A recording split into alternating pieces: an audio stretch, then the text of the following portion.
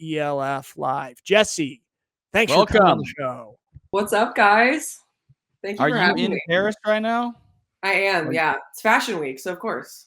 Wow. Are my. you year round in Paris, or are you going back? And Yeah, I go home to see my family and my friends a lot, but for the most part, I'm here most of the time. Yeah. that's okay. See, that's huge. All right. I know you and I talked a little bit last year in Paris.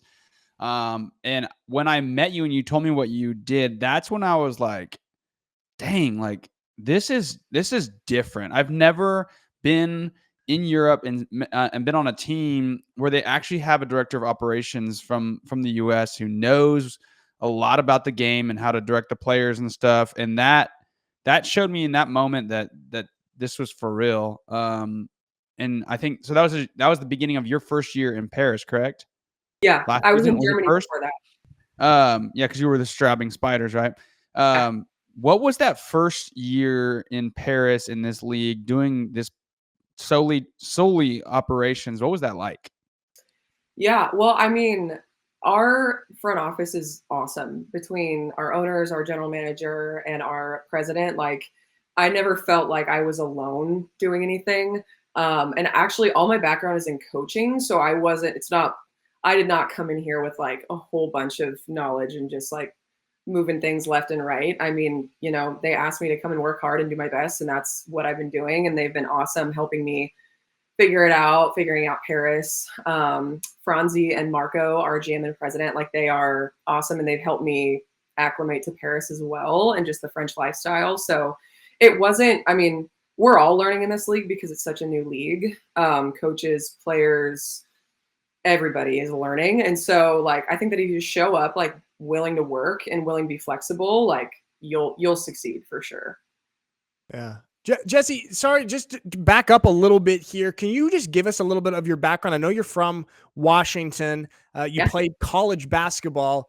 How the hell did you end up out here working in the European League of Football? How did you go from there to here? Can you give us your story? Question. Yeah, it's really quickly, it's a great question. I don't really know the answer myself because sometimes it's a little bit, life is too crazy and fast. But I played college basketball in California, and so I lived in Los Angeles area, and that's where I started coaching football. And then I moved to Kansas, and I went from Los Angeles to a small town called Manhattan, Kansas, and I was at Kansas State for 2 years. And then I went from there to Germany, and I was in the GFL 1 with the Straubing Spiders. So my dad has been a head football coach my whole life. His dad was a head football coach and is now in the College Football Hall of Fame. And so it's kind of, if you've seen the movie Remember the Titans, there's the dynamic between the dad and his daughter. And that is like my life story. So I will stop talking and you just go watch the movie. Yeah, if you've not seen Remember the Titans, watch that and then you'll understand it. That's awesome. So how does it feel though? Because you've been like in the coaching world up until last year, and even like with Straubing. How does it feel to go from the coaching side of things to the operation side of things? Yeah, it's different. I think there are like certain principles, like hard work, grit, just kind of get stuff done, like that you take wherever you go, no matter what you work, no matter what you work in. But I definitely went from like swinging a whistle and like shorts and tennis shoes to now like, oh yeah, there's a lot of things to plan for. I mean, I think my team helped me, and like we had an awesome set of guys that were willing to be flexible as well. We're a brand new organization, so we just kind of moved together. But I mean, from being an athlete to being a coach, I just took everything the same. I didn't honestly change anything that much. You just have you have to communicate a lot more as well.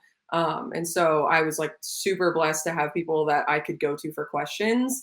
And the ELF is very like, it's an awesome community because if I had any questions too, I could reach out to other teams that have had years in the past before.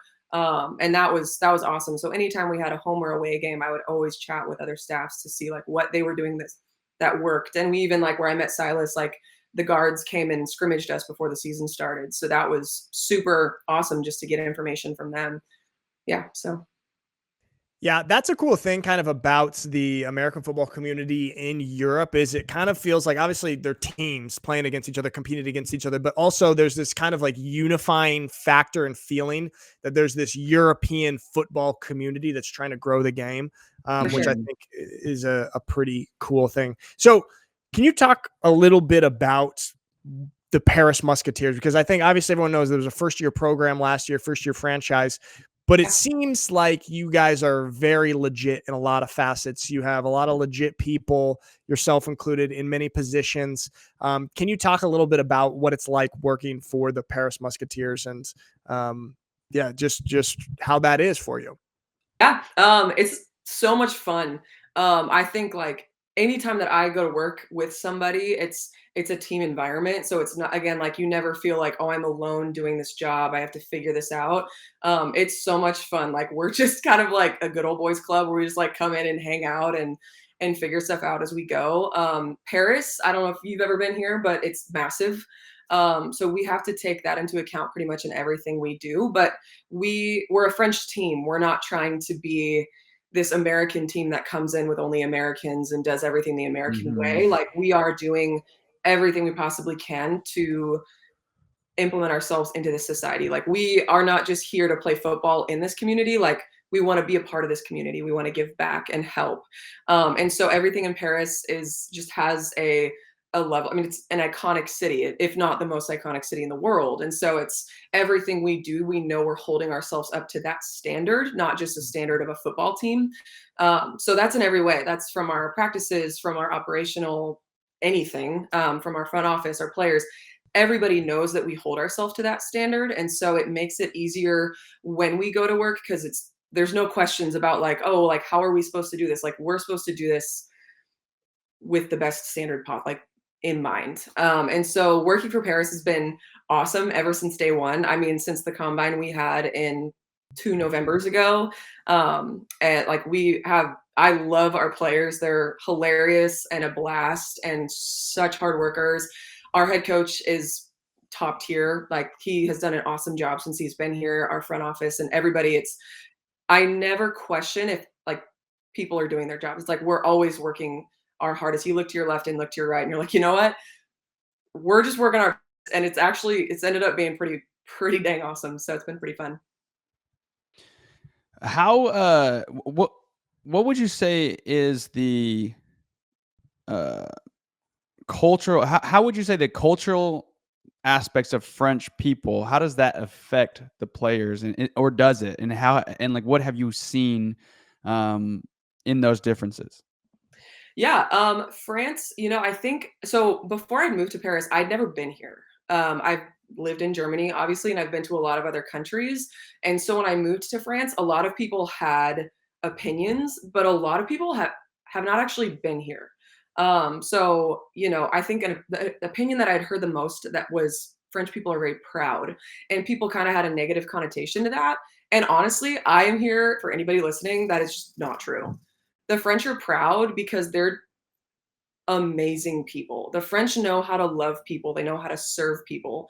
They hold themselves to a standard because they have respect for themselves. And I think that people from the outside looking in can sometimes misunderstand that. But when you're here, like what we've just done as an organization and our players is we hold ourselves to a standard as well, because we have the utmost respect for ourselves and for what we do. And so it's been super fun to work with so many French people and learn, and like I'm learning the language. However, if anybody's watching that knows I'm not very good at it, so we're learning as we go. But you just, it's a funny country. You have to be willing to laugh at yourself when you live in any new country. So like, you don't sometimes know the etiquette, or I'm not a big baguette gal, but everybody eats them here. So like, you just kind of like grab it and go. So stuff like that. I think though, it's been I mean, you guys can attest to this because you've lived in different countries, but when you live in a country with a culture different than your own, your eyes are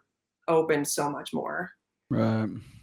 Absolutely. Now I see we've got a couple in the chat. We've got some exciting people. We've got Jason Johnson, one of the owners of Paris. What's up, Jason? He said, how did you get the nickname the Paris Blonde? I don't know if you want to go into that. You don't have to.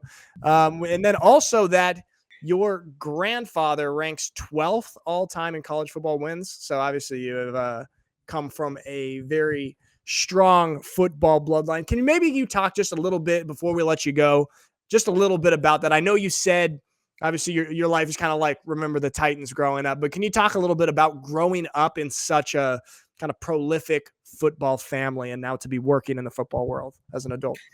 For sure, yeah. Well, my grandfather was second to some of my other family members, my parents and my sister and brother. My grandfather was my favorite human ever. And what one of the things I learned most from him is people sometimes can be exactly who they present themselves to be. Sometimes, especially like when you get on a big stage, everyone's like, oh, they can't be, that kind in person or that nice or happy in person. But that was who my grandfather was. And he coined a phrase, make the big time where you are. So he's the 12th winningest coach in the history of college football, better than a lot of coaches that people have heard more of. However, he did that all at a Division III school. And he has more national championships than on one hand. He has all the accolades, but he was one of the best, one of the humblest people you will ever meet. And he wrote 2 books on that. And so like coming from that, there wasn't much of this like, oh, like I have to be good at whatever I do or I have to win, because that's not necessarily what it's about. Like you make the big time where you are, wherever you are. Like when I was in Straubing, Germany, which is one of my favorite cities now of all time, versus Paris, versus Seattle, versus Manhattan, Kansas, wherever you are, like you make the big time where you are because you are fully in control of your life. And so coming from him was pretty awesome. I mean, it's kind of a little intimidating too when you think about the wins, and especially now when I'm going down more of a like front office career path rather than just coaching. But I take everything from what I got from him with what I do now. So yeah, he will be dearly missed, or he is dearly missed every single day. But he was amazing. That's awesome. That is really awesome, Jessi. And it's cool to have those kind of people that you could look up to in the football world, both like on the personal level and then in the professional level. And I'm sure he gave you both of that. We've got a million questions for you, but we do have to let you go. A couple more things. John is in the chat. Jessi is world-class, just like Paris. So we've got another Paris owner here in the chat. Exciting stuff. They're the absolute They're best. cool guys. And by the way, I don't think I've ever seen them in the chat before, so they just came here for you. So that should make you feel pretty good. They do not care about us. Here's the thing. I think everybody that is involved in this team is world class at what they do, and they're titans in their own fields. And so the fact that they even have like 30 seconds to spare is like everybody here is world class. So I'm just lucky to be a part of it. And to be a token blonde is solid. There you go. Big fan of what you guys are doing over there in Paris. Jessi, thank you so much for coming on the show and sharing everything with us. And good luck this year for the Musketeers. And a lot of people are excited about this franchise. And so we're looking forward to it. Thanks a lot, Jessi. Thank you, Jessi. Here we go. John says,